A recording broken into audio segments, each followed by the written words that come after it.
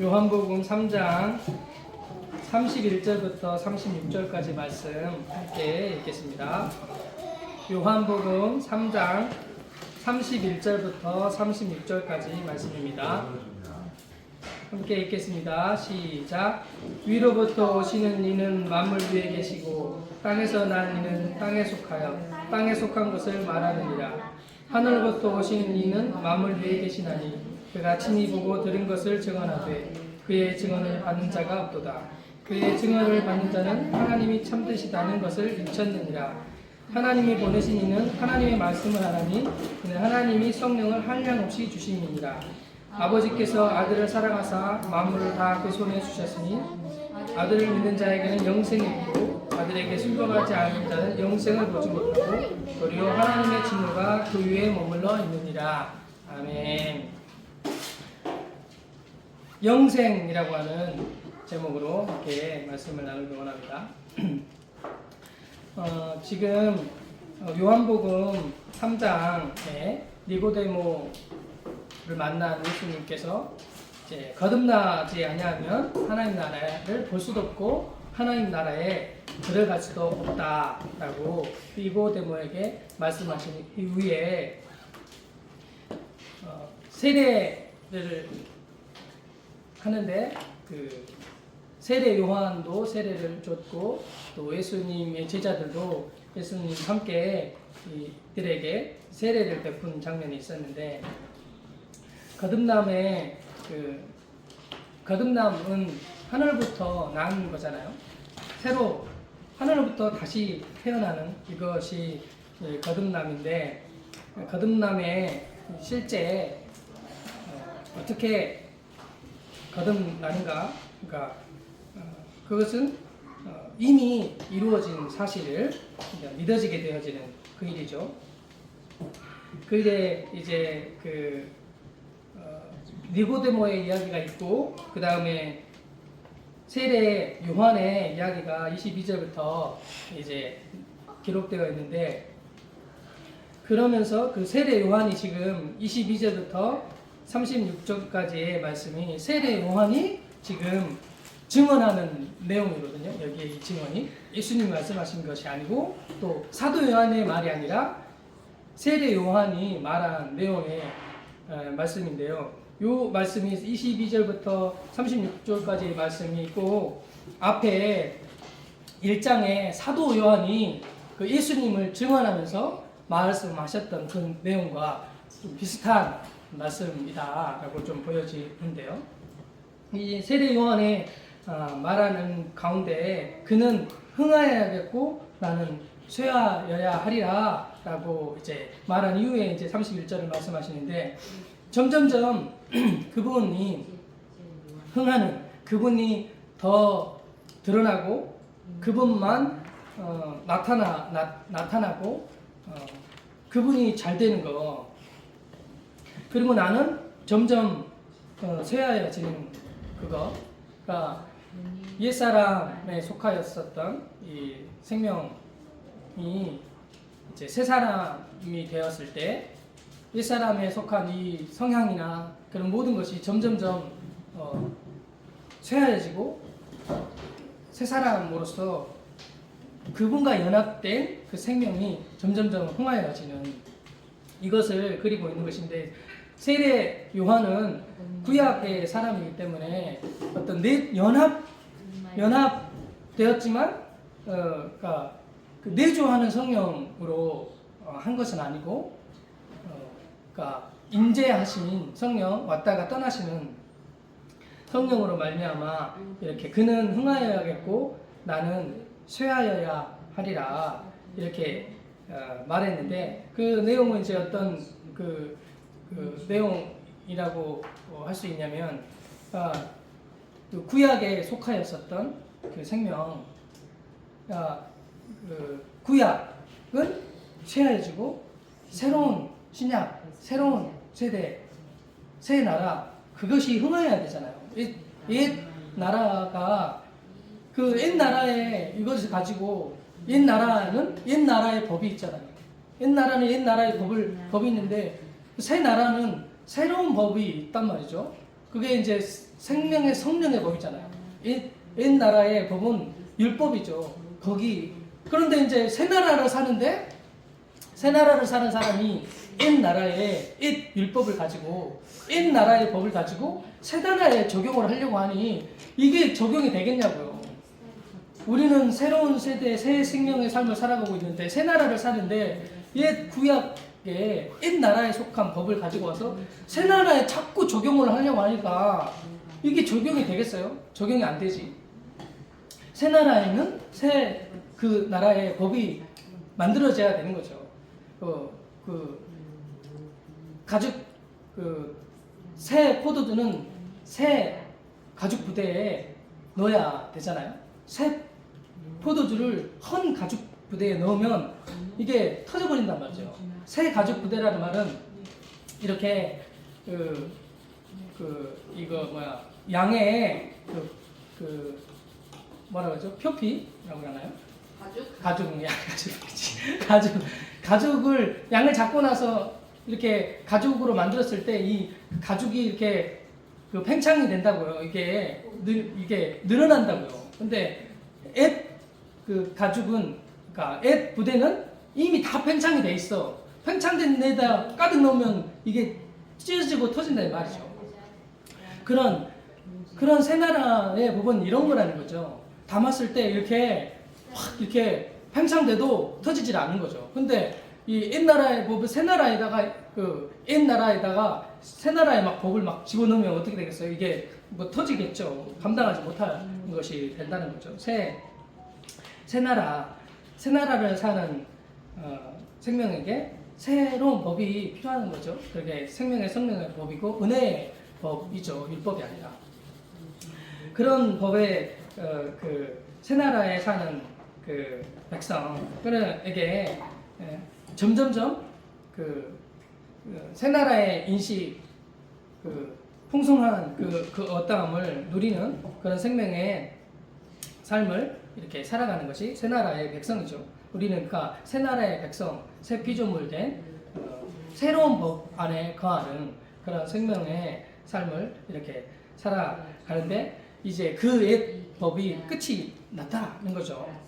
그것이 끝이 나고 요게 교차점이기 때문에 율법과 은혜, 그리고 옛 언약과 새 언약의 이 교차점에 있는 것이 바로 이 세례 요한과 예수님의 사역이었었단 말이죠. 그때 세례 요한의 말이 그는 흥하여겠고 나는 쇠하여야 그의 나라는 승리해야 되고 내 나라는 파해야 된다는 말이죠. 옛 나라는 파해지고 새 나라가 흥해야 된다 말이죠.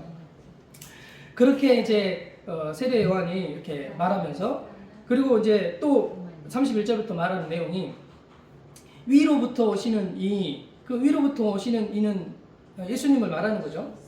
그리고 다시 반복해서 말하는데 만물 위에 계시고 위로부터 오시는 하늘로부터 오신 분이신데 그분은 만물 위에 계신 분이시다. 그러니까 이 말이 어떤 땅에 이미 오셨잖아요. 예수님 오셨는데 땅에 속하여 있는데 그런데 위에 계신단 말이에요. 그러니까 하늘에 속한 산다 이 말이죠. 그러니까 이제 보여지는 세계 이상에 보이지 않는 세계 위에 계신단 말이에요. 새 나라의 삶을 살아가고 계신다 이 말이에요. 그분은. 그런데 땅에서 난 아담으로부터 태어난 아담에 속한 선악을 알게 한다면 실과를 따먹고 그때부터 만들어진 모든 사람들, 그것이 땅에서 난 이는 라는 말이고, 그래서 그 사람들은 땅에 속한, 세상에 속한, 죄에 속한, 사단의 지배 아래에 속한 그런 말들을 한다는 말이죠. 전혀 다른 말을 한다는 말이죠. 그런데 하늘로부터 오시는 이는 만물 위에 계시나니 그가 친히 보고 들은 것을 증언하되 그의 증언을 받을 자가 없다. 그러니까 육의 사람, 옛 사람은 하늘에 속한 말을 받을 수가 없는 거죠.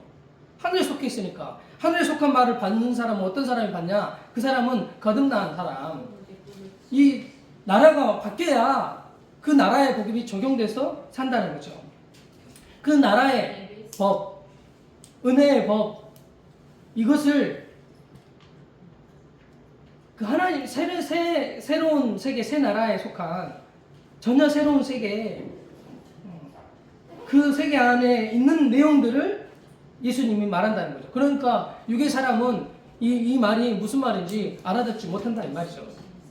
그냥 예를 들어서 말해도 그냥 그리스도 안에 들어왔을 때 그리스도 밖에 또 교회 밖에 또 불신자 또 그리스도 안에 있지 아니하고 세상에 속하여 살아가는 사람들에게 이런 진리를 아무리 말해야 듣나요?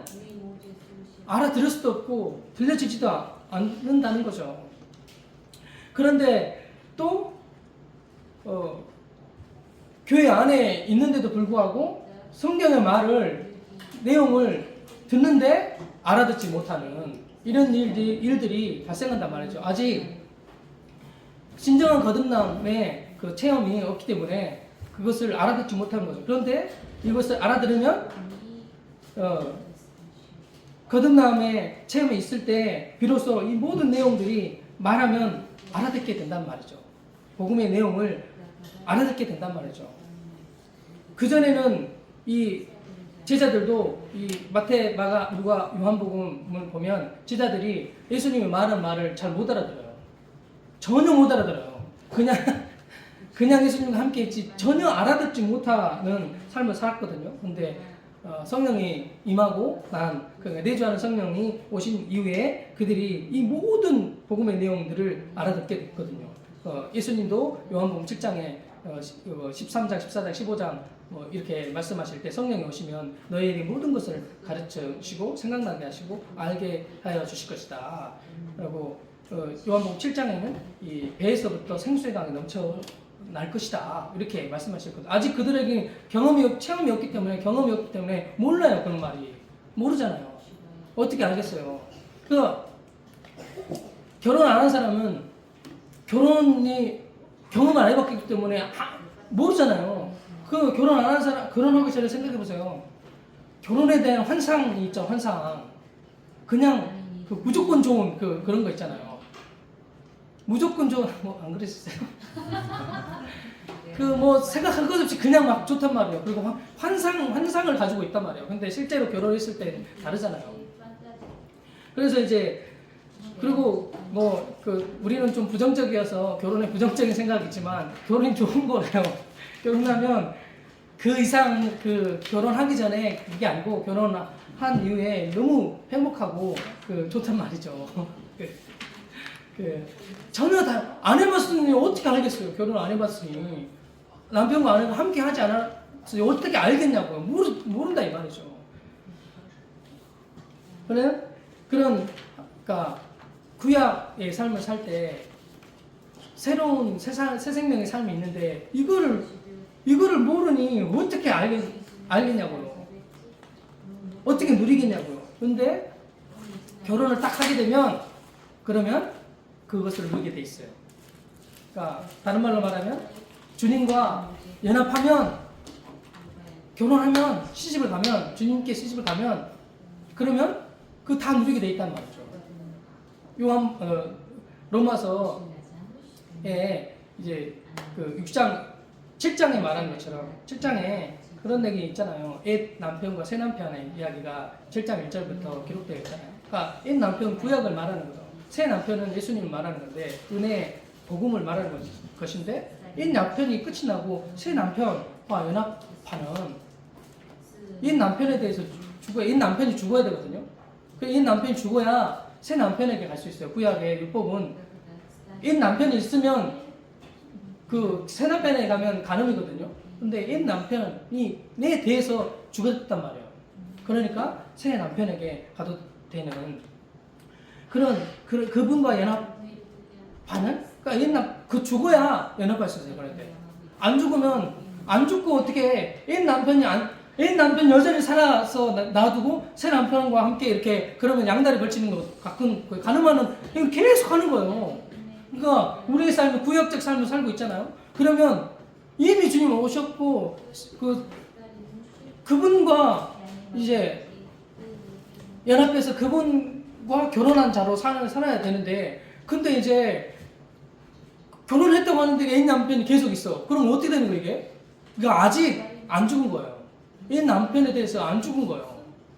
그러니까 그 새 남편하고 같이 산다고 하면서 같이 살고 있는 이런 모양이 나타난다 이 말이죠. 근데 확실히 옛 남편에 대해서 죽을 때 비로야 새 남편만 있어요.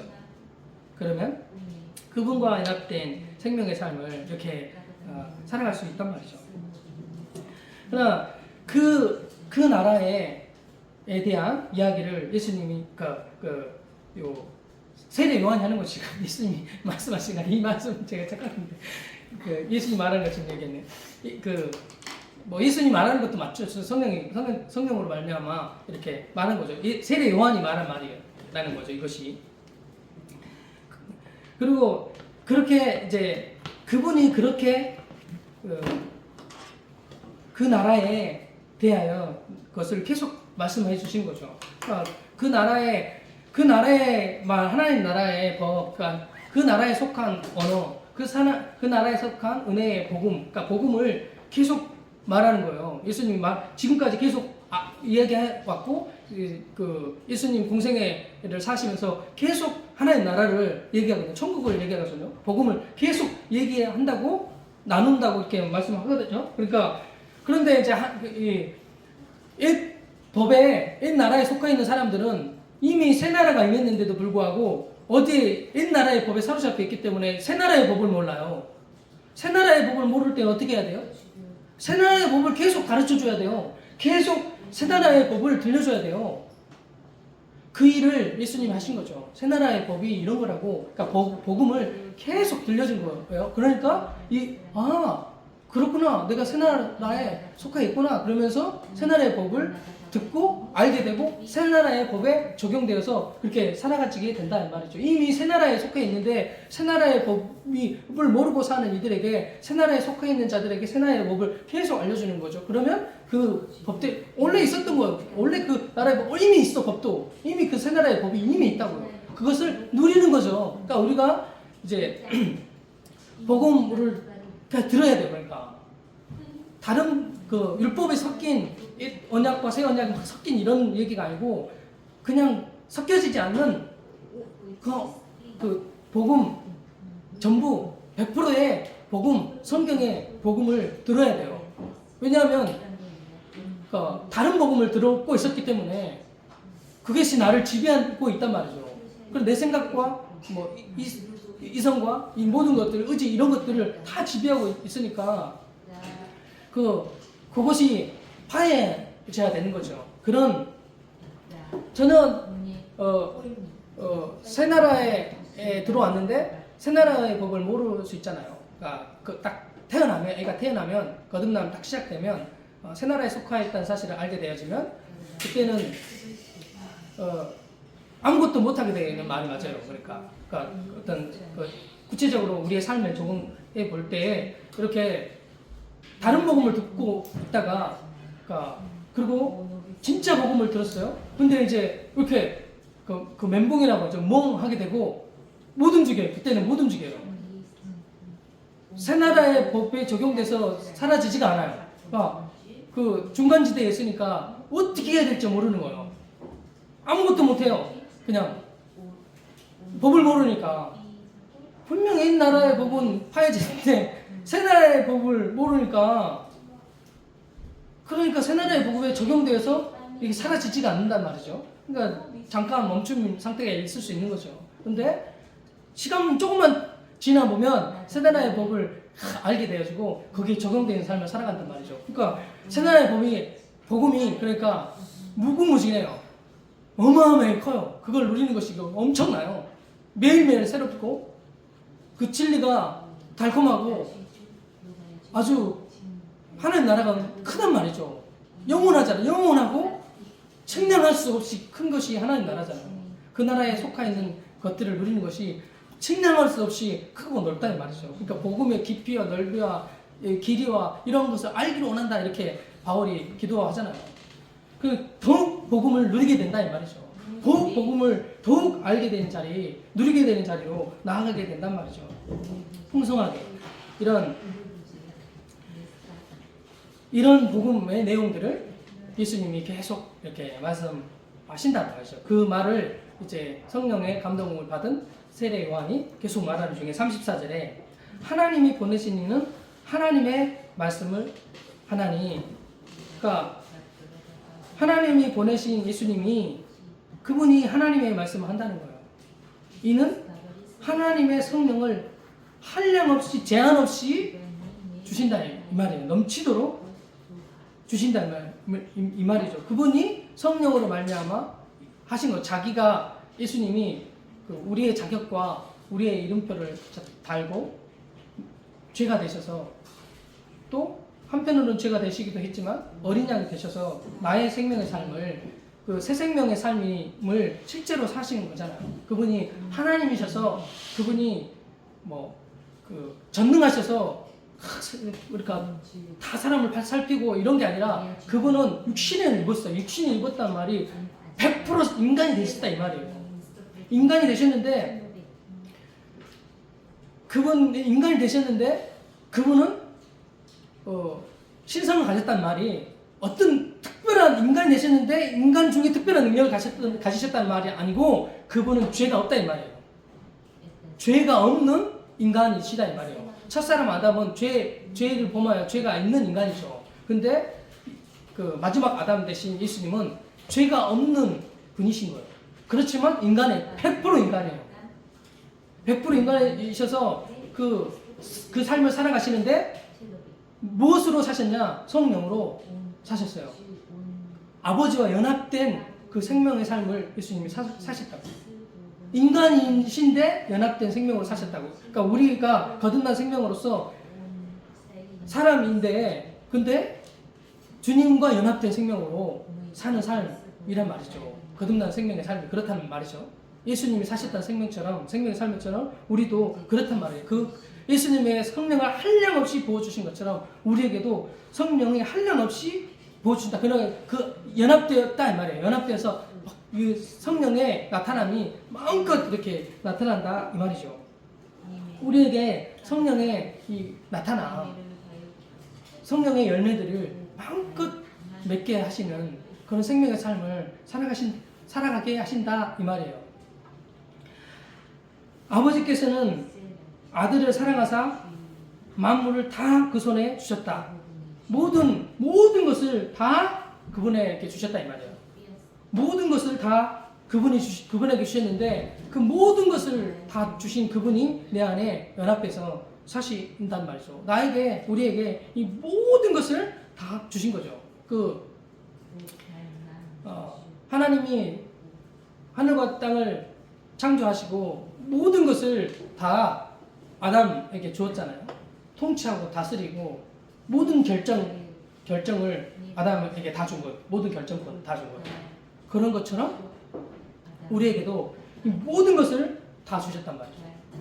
다 주님과 함께 그 생명을 누리도록 모든 것을 다 주셨다 말이죠. 모든 것. 하나님 안에 있는 모든 것을 아들에게 주셨다 이 말이죠. 그 아들과 예수님은 연합되어 있고 우리는 그 아들 예수 그리스도와 연합되어서 모든 것을 다 누리는 그런 생명이란 말이죠. 그분이 이 모든 것을 다 이루었다. 그 아들을 믿는 자에게 그러니까 영생이 있단 말이죠. 영생. 그러니까 영생 그것은 죽지 않은 생명을 말하는 게 아니고 하나님의 통치 아래 하나님 나라 안에 사는 그 생명을 말하는 거죠. 그 생명 죽어서 가는 천국이 아니라 그분과 연합된 생명을 말해요. 영생 그게 영원한 생명 또 죽어서 가는 천국 이런 것이 아니고 그분과 연합된 그것 자체가 영생이에요. 하나님은 영원하신 분이시잖아요. 영원히 사신 분이 영원히 존재하신 분이시잖아요. 그분과 한 몸 된 예수님도 동일하고 성령도 동일한데 그분과 내가 연합되었다는 거예요. 그 순간 인양 영생의 삶이에요. 영생이에요. 그 자체가 영생이에요. 그분과 연합하는 게 영생이라고. 다른 게 영생이 아니고. 그러면서 아들을 믿는 자는 영생이 있고 아들에게 순종하지 않는 자는 영생을 보지 못한다. 순종하는 믿는다는 말, 동일한 말을 순종한다 말을 한 거죠. 아들에게 순종하지 않은 자는 영생을 누리지 못한단 말이에요. 보지 못한다고 이렇게 나와 있는데 누리지 못한다 이 말이에요.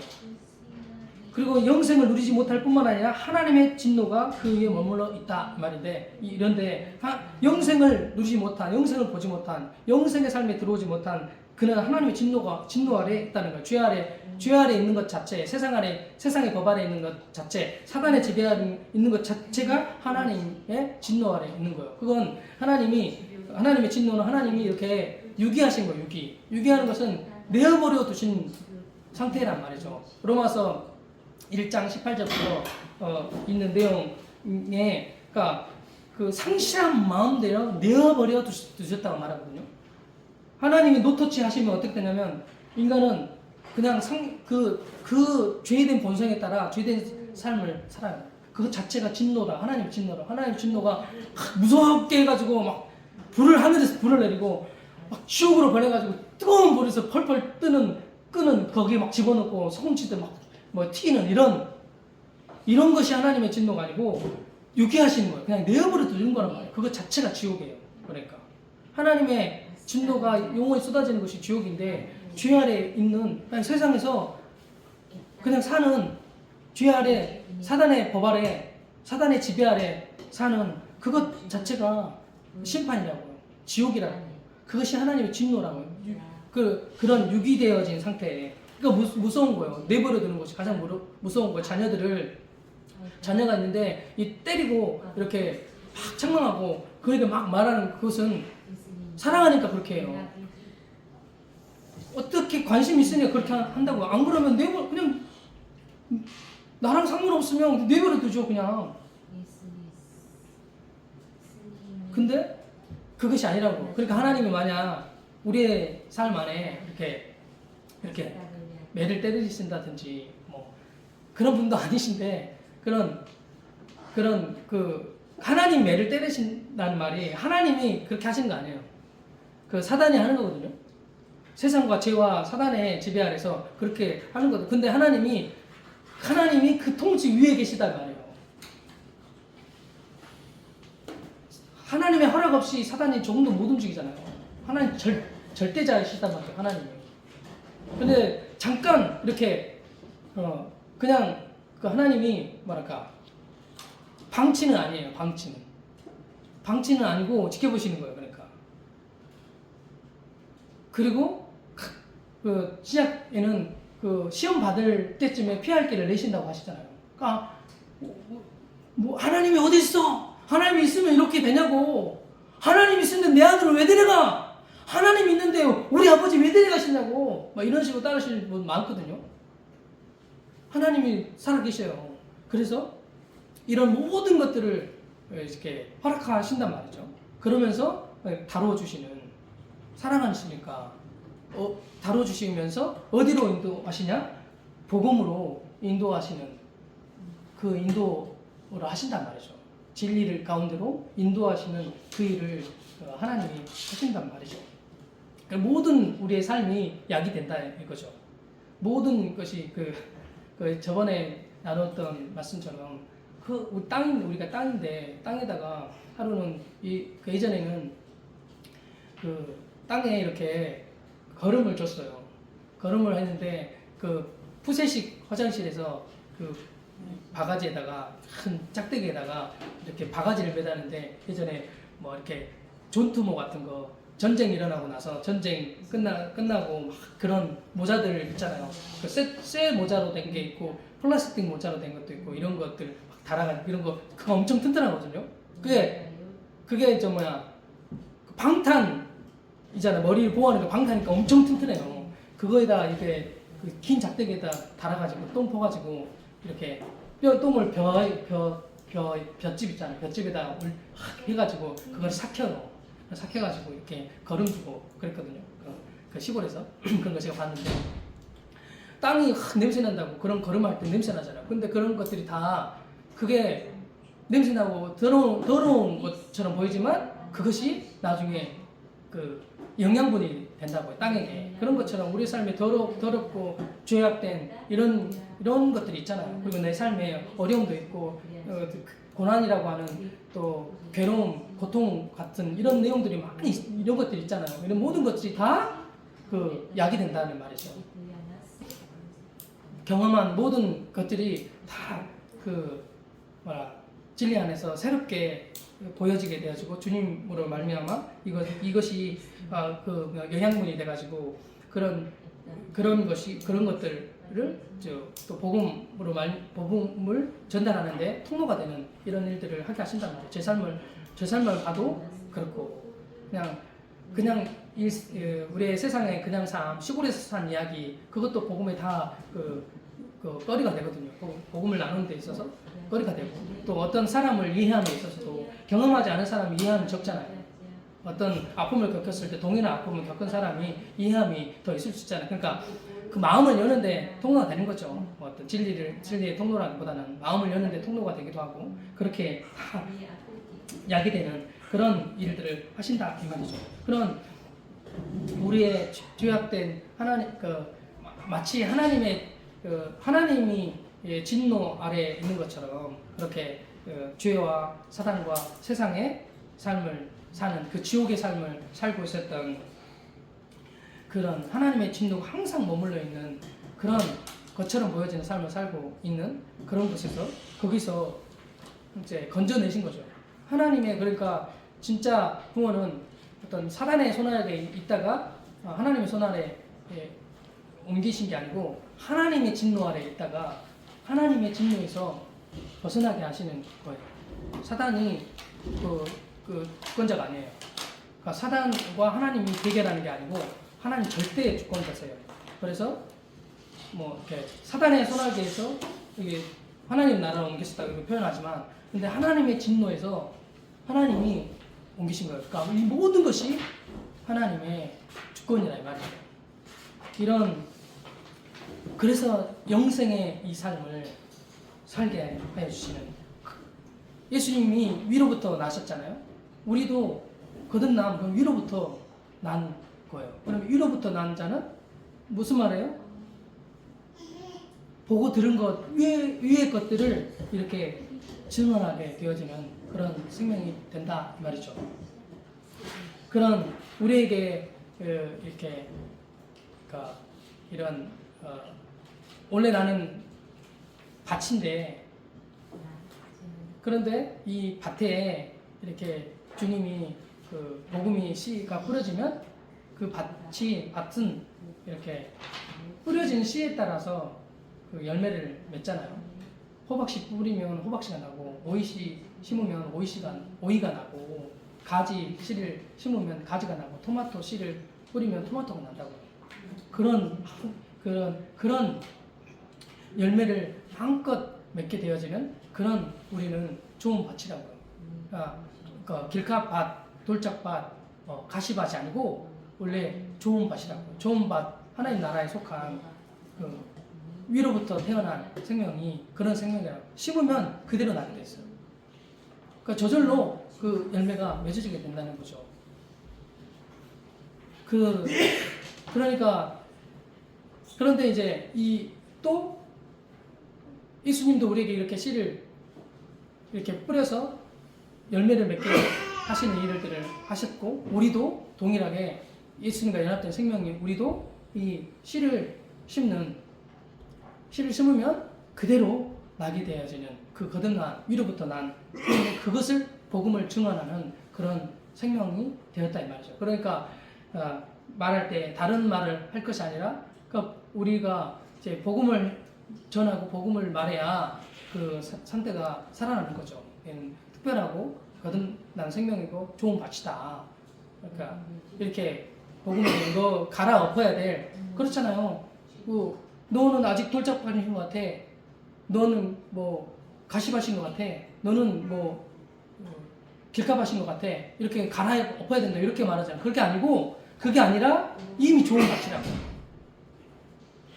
깡깡한 아직 그 고구마 전도법 해가지고 깡깡하네 이렇게 하잖아요. 근데 이미 다 익은 거라고. 이미 익은 생명이라고. 그 인식이 필요하단 말이에요.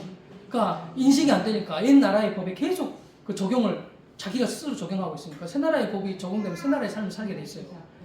옛 나라의 법, 율법을 가지고 계속 적용하는 가운데 그렇게 인식을 하는 거죠. 근데 그렇지 않다라고 하는 넌 새 생명이야. 그러니까 넌 좋은 밭이니까 심겨지면 좋은 밭의 열매를 맺고 너는 예수님처럼 진짜 농부가 돼, 진정한 농부가 되어서 이렇게 씨를 심는 주님과 연합된 생명으로. 그러니까 제자들을 부를 때 예수님이 베드로를 부를 때 또 제자들 부를 때 부르면서 내가 너를 사람 낚는 어부가 되게 하게 하실 거라고 말씀하셨잖아요. 예수님이 죽기 전까지는 십자가에 죽기 전까지는 한 사람도 못 낚았어요. 근데 예수님이 죽으시고 부활하신 후에 성령으로 말미암아 그들이 정말 사람 낚는 어부가 됐잖아요. 그런 예수님과 동일한 삶을 살아가는 그런 영생의 삶, 그 영생의 삶을 정말 에덴의 축복의 삶, 천국의 이 축복의 삶을 우리로 하여금 살게 하시는 그 생명이 바로 우리라는 거죠. 그러니까 주님이 싹 이렇게 밭인데 갈아엎으시고 해마다 밭에 농사를 지어보면 아는데 싹 갈아엎고 배추를 심으면 배추가 나요. 싹 엎고 또 그 다음 해에는 농부가 이렇게 물을 심고 싶다. 물을 심어요. 이렇게 철마다 새롭게 될 수 있어요. 그러니까 새로운 열매들을 나는 항상 배추만 이렇게 배추만 이렇게 나야 되냐고. 나는 항상 사과 열매만 이렇게 해야 되냐고. 그런데 그렇지 않아요. 씨를 심게 되면 모든 맺을 수 있는 열매를 다 맺을 수 있어요. 땅에 배추든지 이제 모든 과일 열매든지 모든 열매를 맺을 수 있는 그런 생명이 바로 우리라는 거죠. 그러니까 어떨 때는 이런 열매를 맺게 하시고 어떨 때는 또 다른 열매를 맺게 하시고 다른 이 생명을 이렇게 동일한 생명인데 모양이 다르게 이렇게 쓰실 수 있단 말이죠. 하나님이. 그러니까 우리를 지금이야 이렇게 쓰시지만 또 다른 때는 얼마든지 쓰실 수 있는 그런 우리는 밭이라는 거예요. 내가 아무것도 아닙니다. 나는 아무것도 할 수 없습니다. 그러면 그 주님이 다 알아서 해주신다 이 말이죠. 제 삶을 봐도 그렇단 말이죠. 한 번도 제가 여기서 이렇게 할 거라고 상상도 해본 적이 없어요. 여기 있지 않고 저기 있기를 원해요. 그런데 그런 모든 것을 파하시고 주님이 있어야 될 자리에 있게 하시고 당신의 열매들 당신이 맺게 하시는 이 영생의 삶, 주님과 연합된 생명, 영생. 그러니까 다시 말하지만 주님과 연합되는 것, 주님과 연합된 생명, 그것이 영생이에요. 그 영생의 삶이 우리의 삶 가운데 충만하고 풍성하게 들어가기를 축복합니다. 함께 기도하겠습니다. 함께 기도하실 때 날로 새로운 진리가 더욱 달콤하고 진리를 알면 알수록 자유를 누립니다. 진리를 알면 알수록 진리의 실제를 체험하고 누리게 되어지는 그 삶을 우리로 하여금 살게 하여 주시는 주님의 이름을 찬양합니다. 주님의 말씀에 씨앗이 뿌려진 순간 그에 따라 저절로 열매가 맺게 되어지는 그 생명의 삶, 예수 그리스도와 연합되어진 그 생명에게 당연히 나타나게 되어지는 그 생명, 남편과 아내가 결혼하게 되면 저절로 자녀가 태어나게 되는 것과 같이 그 생명이 풍성하게 맺어지게 되어지는 풍성한 삶을 우리 가운데 허락하여 주신, 열매 맺는 삶을 허락하여 주신, 승리의 삶을, 이기는 삶을, 영광의 삶을 허락하여 주신 주님의 이름을 찬양하며 함께 기도하시며 나아가겠습니다. 함께 기도하겠습니다.